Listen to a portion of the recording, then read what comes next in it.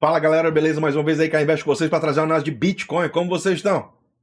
Aí sim!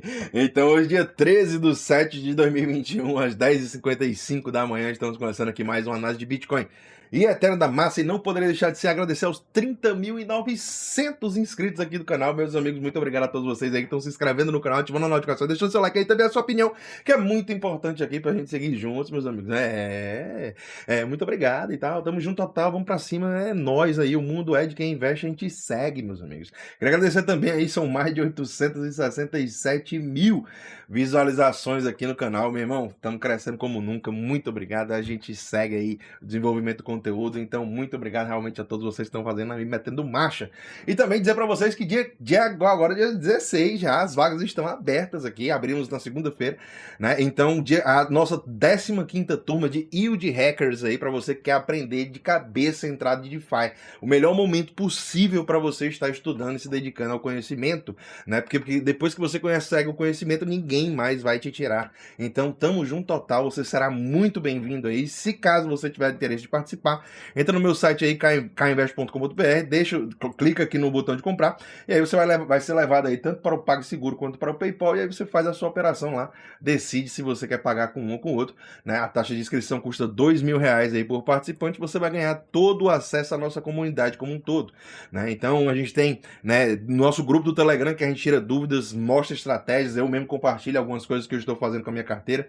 Então é bem interessante a gente ter acesso a esse tipo de ferramenta também, lembrando que você só paga uma única taxa para estar dentro da nossa comunidade. Após isso, você vai ganhar todo o nosso conteúdo gravado de todas as outras 14 turmas que já existiram antes, mais a possibilidade de assistir na sexta-feira às 16 horas da tarde, né, a aula ao vivo comigo, né, e a gente vai fazer a 15ª turma, que também vai ficar gravada, e você vai ter acesso também aos próximos capítulos aí, das próximas turmas aí, porque você está dentro da nossa comunidade sem pagar mais nada.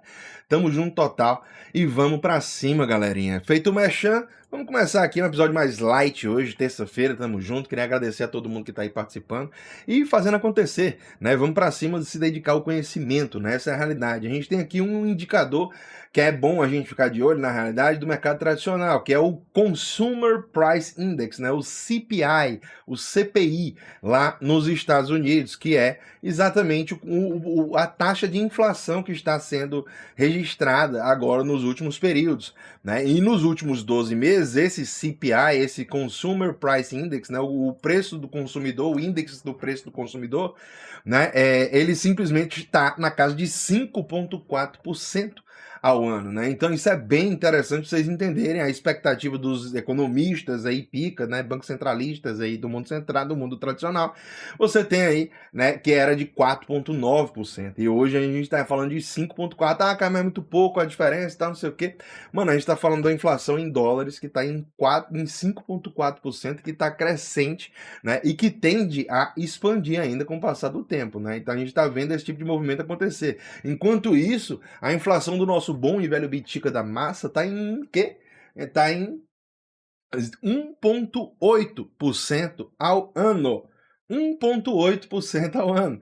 Então você já tem aí uma disparidade grande aí na desvalorização do seu capital, né, devido a esse tipo de movimento, que a inflação lá no dólar tá mais alta, imagina nas moedas mais fracas, né? Então, aqui no real, a gente for considerar IGPM, que é o índice que mede o preço de aluguéis aí, de reajuste de aluguéis, chegou a subir mais de 30%, quase 40%. Né, nos últimos 12 meses. Então a gente tem que ficar ligadinho aí, porque as moedas fiduciárias estão aí passando por maus bocados, né? Então, você que quer preservar o seu capital perante o tempo e não ficar especulando moedinha no trilho do trem, né? O Bitcoin é uma boa alternativa e aos meus olhos, não estou recomendando ninguém investir em nada, nunca faço isso, mas particularmente, né, vocês sabem que aqui no canal a gente tem esse viés de estar falando de Bitcoin e Ethereum, então a gente tem, né, que estar sempre comentando o porquê que a gente pensa dessa maneira e por que eu pelo menos tento, né, passar essa mensagem de poder participar desse sistema monetário que é muito mais aberto, muito mais livre, muito mais transparente e que nós temos muito mais oportunidades aí devido à sua baixa adoção ainda hoje, por incrível que pareça, né? Então, algum momento, né, nós vamos ter mais e mais pessoas se interessando, entendendo e estudando essa tecnologia que tem a sua oferta limitada. E isso vai fazer com que a gente, pô, meus amigos, surfe um movimento que nos próximos anos vai ser interessantíssimo. Então foca no bom, vai devagar, não coloca o dinheiro do almoço, da janta, nem de pagar a conta, você só coloca o dinheiro da pinga, o dinheiro que você não vai utilizar, o dinheiro que você não precisa para o médio prazo, né? Então, um curto, médio prazo ali, você não precisa desse dinheiro, você vai lá e, né, quem sabe calça um pouquinho a chuteira lá no Bitcoin, no Ethereum de la Matza, né, meus amigos? Entenda, estude, se capacite, se dedique, faça acontecer, não é uma coisa fácil, mas se você fizer, né, isso pode mudar a sua vida aí positivamente, né? Então, tamo junto total. Estude também a volatilidade, né? A volatilidade é uma das coisas a se estudar quando você está presente dentro de um mercado volátil.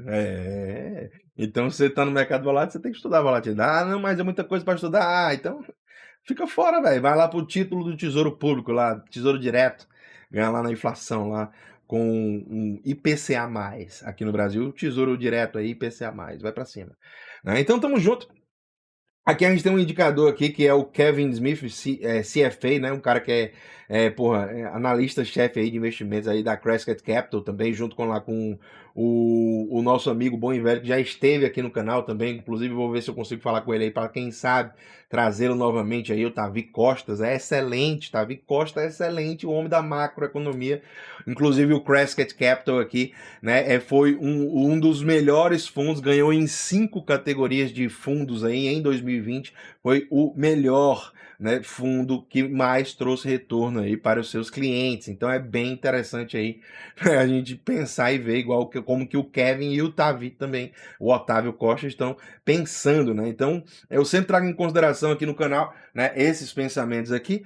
E aqui, segundo o próprio Kevin Smith, né, a gente está tendo aqui uma situação que a gente pode estar vivenciando um momento que a gente vai ver uma pressão deflacionária acontecendo aí devido ao que está acontecendo no mercado. A gente está tendo uma grande inflação, esse CPI que eu acabei de comentar para vocês aqui, né, essa taxa de inflação aqui de 5,4%, ela está crescente aqui, né, você vê na linha azul, a linha azul ela mede o year over year, né, o ano sobre ano, né, ou seja, nos últimos 12 meses, né, simplesmente como está a inflação, a linha azul. E a linha amarela, ela mostra o SP500, né, o Standard Poor's 500, né, os principais ali, né, ações do mercado tradicional ali, só que voltadas aos yields, os earnings, né, o quanto que elas estão pagando de dividendo, né, e olha aí que interessante, né, então aqui a gente tem um gráfico que mostra desde 1954,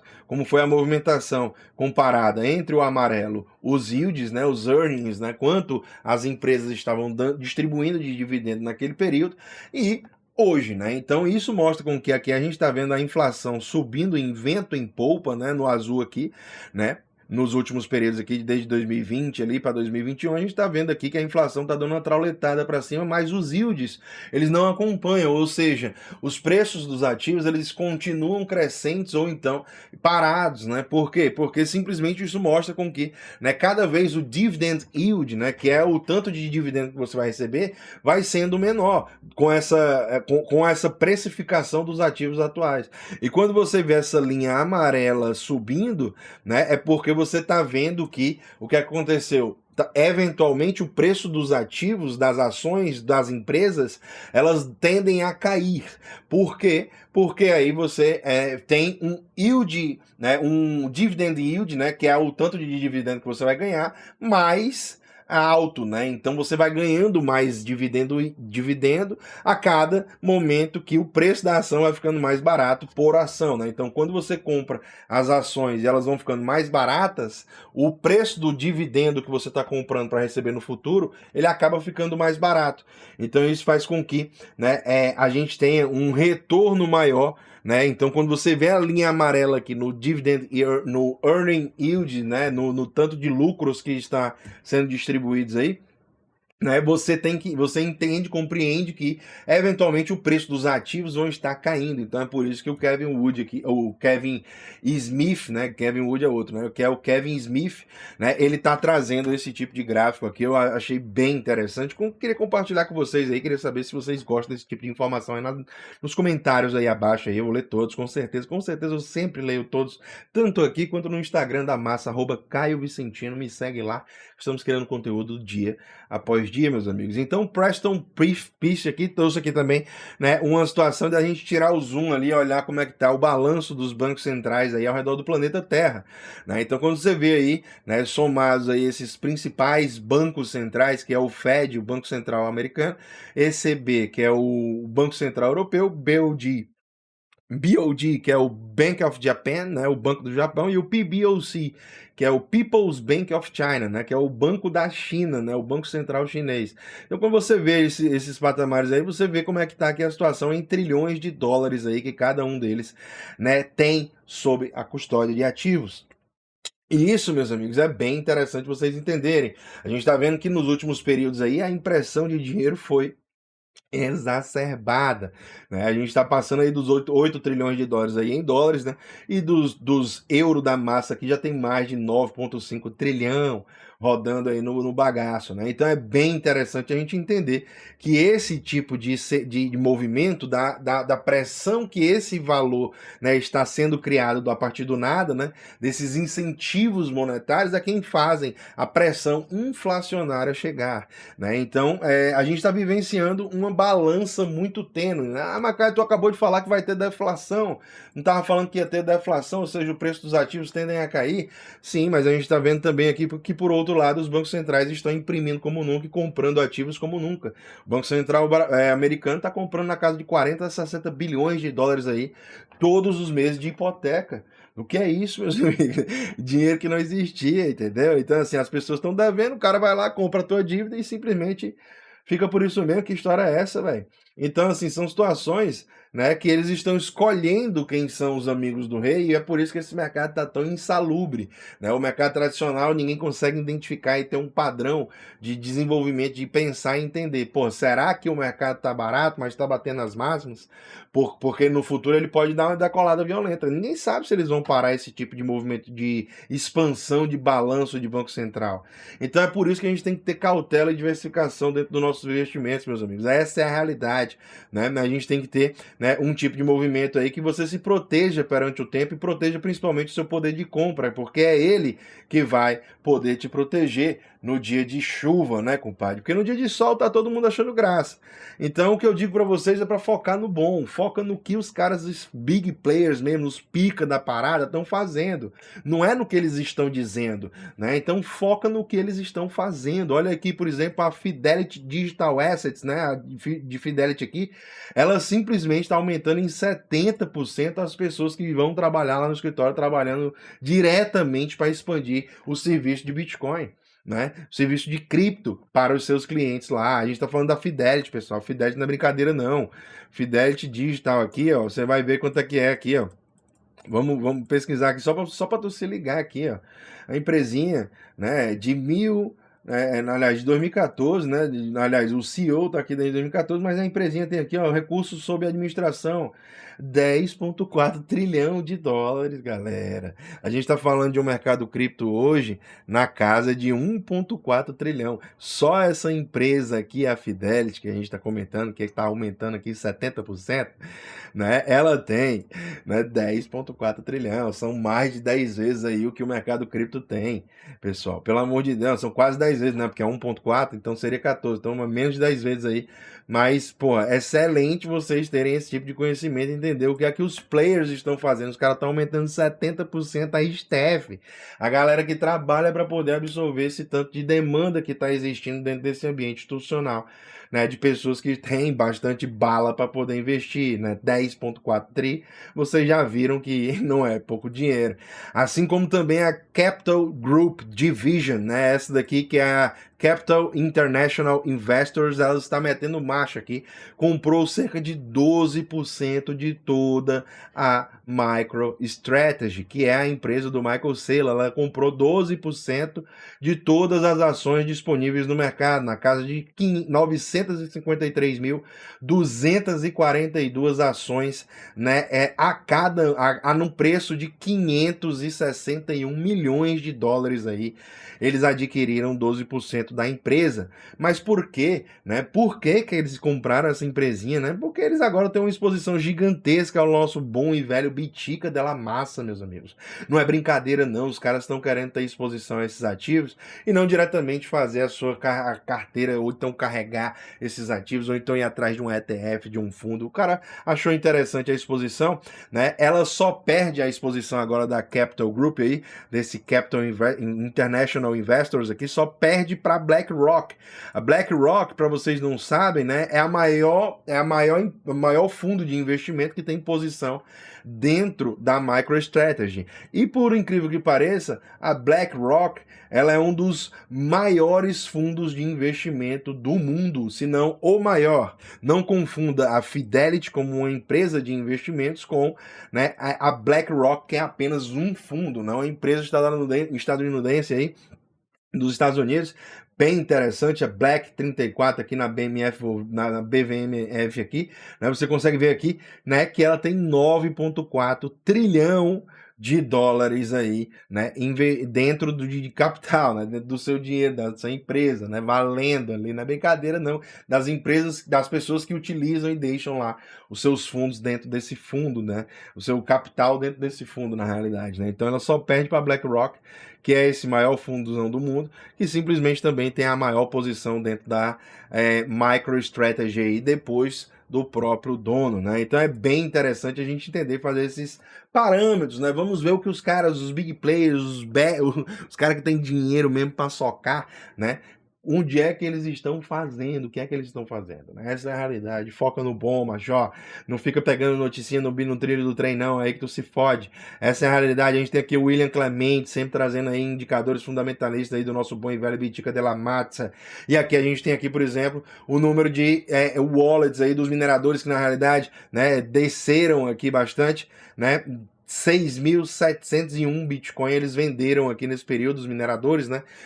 E aí agora nesses últimos 30 dias aí, a gente tá vendo nesses últimos 30 dias, 30, 40 dias aí, não sei, a gente tá vendo aqui um movimento crescente, né? Ou seja, os mineradores estão acumulando Bitcoin nesse período e não vendendo a este preço que está. Então é bem interessante a gente acompanhar e entender esses movimentos, porque a pressão vendedora também acontece por parte dos mineradores. Se os mineradores estão comprando, se eles estão acumulando, se eles estão apenas minerando e não vendendo, né, simplesmente isso faz com que a gente tenha uma diminuição na pressão vendedora do mercado e é bem positivo também para o preço. Apesar de tudo, o preço pode estar caindo, pode estar aqui, pode estar aqui, mas você tem que entender que é coisa de curto prazo, né? Nunca foque no curto prazo no mercado cripto, porque você vai se arrombar, meu amigo. Essa é a realidade. A gente tem aqui o Ryan Sean Adams, que é um dos criadores lá do blog do Bankless, né, que eu gosto bastante, já recomendo para todos vocês seguirem aí o Ryan Sean Adams também, e também o newsletter lá deles que eles têm, que é o Bankless HK aqui, né, que é um blog que eu trago aqui de vez em quando notícias também dele, eu acho muito interessante e vale a pena realmente vocês estarem seguindo, acompanhando aí, principalmente para você que gosta do Ethereum de la Massa e das tecnologias que vão sendo criadas e desenvolvidas dentro desse ambiente, né? Então estamos junto total aqui, né? Segundo o Ryan Chanado, ele está fazendo uma comparação boba, mas eu achei interessante, não poderia deixar de trazer aqui para vocês, para poder a gente pensar um pouco sobre isso também, né? Usar uma calculadora, né? É fácil, todo mundo sabe, é muito fácil de entender. Você tem uma calculadora, você bota ali mais, menos, não sei o que, você vai lá e faz a continha bem rapidinho. Mas os computadores são bem mais poderosos, né? Então você usar um computador, não é a mesma coisa de você usar uma calculadora, uma simples calculadora, mas um computador ele tem muito mais abertura e potencialidades aí que trazem, né, uma forma exponencial de você, né, criar coisas através dessa ferramenta, né, um computador. Não é uma coisa simples e básica, né? Então, o Bitcoin aqui para o Ryan Adams, né, é simples de entender. Logicamente não é tão simples assim, principalmente para as pessoas que estão chegando agora, mas, de um modo geral, ele quis fazer essa comparação aqui, então trouxe para vocês. Então, de um modo geral, o Bitcoin é simples de entender, é bem fácil, né? Mas o Ethereum é bem mais poderoso, é isso que ele quis dizer. Então, eu compartilhei aí no meu tweet, né, no meu Twitter, e eu achei bem interessante, mas assim, de um modo geral, eu gosto das duas tecnologias, eu não acho que a gente tem que ficar pendendo e nem entenda como se eu fosse um maximalista do Ethereum, não tem nada a ver, eu não sou, eu gosto bastante de Bitcoin, a grande maioria da minha posição também é em Bitcoin, né, e eu gosto bastante da tecnologia cripto, então Bitcoin e Ethereum, para mim, dentro do mundo cripto, são as coisas que se complementam de uma maneira muito sagaz, muito foda mesmo, de verdade, e que simplesmente, né, fazem acontecer. É por isso que nesse canal aqui eu tento falar bastante sobre isso. Eu acho que a gente está vivenciando um movimento aí de transição, onde o Ethereum de la Massa aí vai ter essa evolução do IP 1559, o London Hard Fork, né, e nós vamos chegar lá em Londres naquela pousada com a blockchain, vai ser bem interessante, né, e aí a gente vai ter a partir de 4 de agosto aí um movimento que o Ethereum vai acabar com essa era inflacionária aí que a gente está vivendo, né? A era que o Ethereum não tem limites de criação. Logicamente a gente também não vai ter, né, eventualmente para o futuro, depois desse dia 4, mas o que vai acontecer é que nós vamos ter controles mais finos aí, de ajustes aí de tanto de Ethereum que vai ser produzido e o tanto de Ethereum que vai ser destruído, né, a partir dessa implementação desse EIP 1559, que nós já viemos comentando aqui há dias, né, e sempre estamos trazendo aqui, principalmente agora que está chegando mais próximo aqui desse movimento acontecer. Então, dia 4 de agosto vai ser um dia bem importante, bem interessante para a gente acompanhar essa evolução também da blockchain do Ethereum de la Massa, que vai realmente mudar paradigmas, né, quebrar paradigmas aí, né, que já vem quebrando paradigmas e que vai, né, aumentar aí a sua capacidade de criação de coisas dentro dela também, né? Então é bem interessante, né, que a gente tenha esse ambiente propício e aberto para criação e desenvolvimento de software de código aberto, né? Então é muito importante que a gente tenha isso. Eu acho que vocês não devem negligenciar isso. Essa é a realidade. Eu acho que o Ethereum da Massa ele é uma grande porta para a inovação, né? Então é por isso que a gente tem que estar de olho, entendendo e aprofundando o nosso conhecimento dentro desses aspectos aí que são gerados, né? Então aqui, como eu estava falando para vocês, mais uma noticiazinha falando dos mineradores, né? Era até para ter trazido um pouco mais para cá, acabei que eu não coloquei na ordem correta. Mas aqui é só para mostrar mais um outro gráfico aqui da Glassnode, mostrando exatamente a mesma coisa que a gente comentou um pouco mais cedo. Então, falando sobre essa fase que os mineradores tiveram um grande momento aqui de acumulação e eventualmente, né, eles fizeram a sua distribuição e agora estão aumentando a sua acumulação novamente, né? Então vamos ficar ligados. É bem interessante a gente acompanhar esse desenvolvimento do mercado. Vamos dar um refresh live aqui no DeFi Pulse junto com vocês. São 53,81 bilhões de dólares aí sendo utilizado dentro do mundo DeFi, dentro desses aplicativos financeiros descentralizados aí para poder, né, prover liquidez, agir como market maker, né, fazer qualquer coisa aí que existe dentro desse ambiente, né?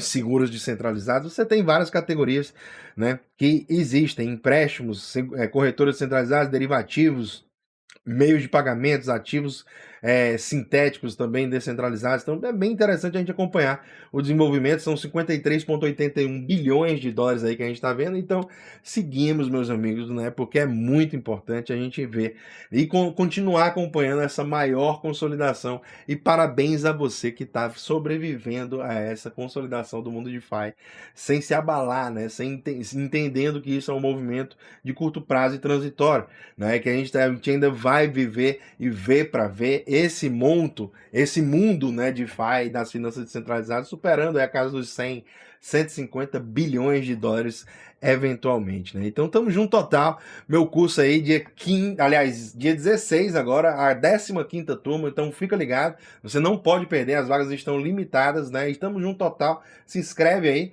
né? E vamos para cima. Se você quiser participar, entender de cabeça como é que DeFi, já sabe, mano. Aqui é com nós. A gente mostra na prática como é que você vai, né, entender e aperfeiçoar o seu conhecimento dentro desse ambiente. Vamos que vamos, compadre. Então estamos aqui no no nosso análise coingecana, né? Vamos dar aquele refresh live aqui junto com vocês. Mas primeiro pedir para você, né, que gostou dessas análises aqui, desse nosso conteúdo, desse nosso vídeo novo aqui do canal, né? Se inscreve aí no canal, ativa as notificações, deixa seu like também, a sua opinião, que é muito importante para a gente seguir juntos, fazendo acontecer. Vamos mudar o nosso patamar, né? Estamos junto total 1,39 trilhão de dólares aí é o que temos hoje no mercado cripto, né? Então são 81 bilhões de dólares aqui movimentados nas últimas 24 horas e o Bitcoin tem 44% de dominância desse mercado. O Ethereum de la Massa segue com 16,6% de dominância e o Gwei, né, a taxa que você paga para poder utilizar a blockchain do Ethereum agora está em 30, né? Então tá relativamente boa, mas abaixo de 20 ali é que quando fica mais baratinho ali para você ficar ligado. Então olhou aqui, tá abaixo de 20, 10, 11, ele, pô, tá excelente. Mete marcha e nem olha para trás. 32.592 dólares aqui é o preço de cada Bitica da Massa e 1.981, olha aí que interessante, abaixo dos 2.000 dólares aí, o Ethereum de la Massa, novamente aí para você dando sopa, mas muita gente não vai pegar, né? A maioria das pessoas, elas estão aí só para acompanhar, ver e ficar olhando, e na hora que chega no preço que ela queria, ela fica congelada, né? Então tamo junto total. Abri o gráfico errado aqui, vamos abrir o gráfico do Bitica della Massa, né? O Bitica della Massa tá aqui abraçado, né? Vamos para cima. Então tamo junto. Olha aqui que coisa mais não tão bonita, né? Mas tá acontecendo um movimento aqui que eu tô falando para vocês.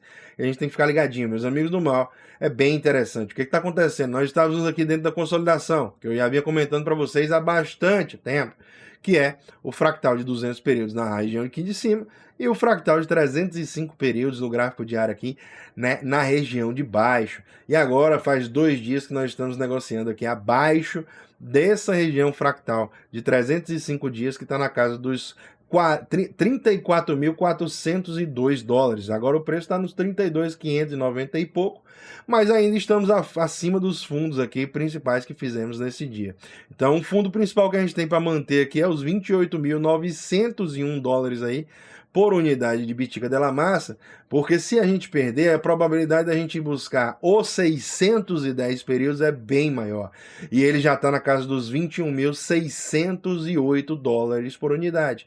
O mais interessante é que quanto mais essa consolidação fica aqui nessa região que está, mais alto o fractal de 610 períodos, ele vai subindo, né? Nossa média móvel aritmética aí de 610 vai subindo aí. Quanto mais tempo ele passa aqui acima do preço, o fractal vai subindo. É bem importante a gente entender também que acima, e nesses pontos aqui, né, linha a laranja e a linha vermelha, que é aqui embaixo é o fractal de 1.200 dias, né? Aqui sim é o melhor ponto de entrada de longo prazo para o Bitica della Massa. Se vai lá, eu não sei, mas olha o que foi aconteceu no passado, né? Se você tivesse comprado na linha vermelha como eu, você achou graça desse planeta Terra do mal, né? Você achou graça desse planeta Terra do mal, essa linha que está com as bolinhas brancas aí agora no gráfico. Então é bem interessante você ver aí como é que a gente pode encontrar, a partir dessas médias, desses fractais, né? Como você pode identificar pontos bons de entrada para longo e longuíssimo prazo aí neste mercado cripto, né, vendo e identificando aonde o preço está na tendência, né? Então é muito importante a gente ter esses conhecimentos também, mas não se basear somente neles, né? Então vamos ficar ligados.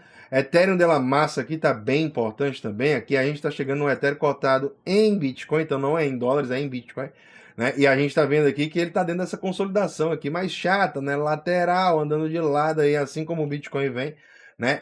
Desse número de dias aqui já estão 71 dias que nós estamos aqui negociando lateralmente aqui nessa faixa de preços, né? Então é bem importante que a gente entenda, né? No momento estamos criando aqui um movimento, quem sabe aí de suporte, né? Se a gente conseguir achar um suporte aqui nessa região, né, fractal aqui, seria bem importante aqui essa linha rosa clara aqui que você está vendo é a linha de fractal de 100 períodos, né? Então, se achar um suporte aí nessa região, é muito, muito, muito bom, muito, muito, muito bom mesmo, porque a gente tem, né, um possível fundo, né? É um fundozinho aqui, melhorzinho, mais bonito aqui para você ver. Então, se a gente acha um suporte aqui nessa região, a gente poderia estar fazendo um fundo triplo aqui, um fundo, né, um ombro, cabeça, ombro aqui, invertido, né, um OCOI que a gente chama, né, um OCOI, né? Um OCOI. Peraí, OCOI, né? Então, é um ombro, cabeça, ombro invertido, né. Então quando isso acontece, é um movimento de busca de fundo, né, e isso é bem interessante de um modo geral, nós gostamos bastante, devido também o Ethereum estar lá embaixo aqui também no RSI, na casa aqui dos 43 pontos. Então, meus amigos, muito mesmo obrigado a todos vocês aí que estão se dedicando ao conteúdo, aprendendo nesse momento aí de incerteza, que é onde é melhor você estar se expondo no mercado. Então tá de parabéns por estar aqui ainda, fazendo e se inscrevendo, ativando as notificações, deixando seu like aí. Quem sabe você participa da 15ª turma agora na sexta-feira. E, meu irmão, muito obrigado mesmo de coração a todos vocês aí, independente se vai participar ou não. Tamo junto, o mundo segue sendo de quem investe, a gente segue. Um abraço, valeu. E falou.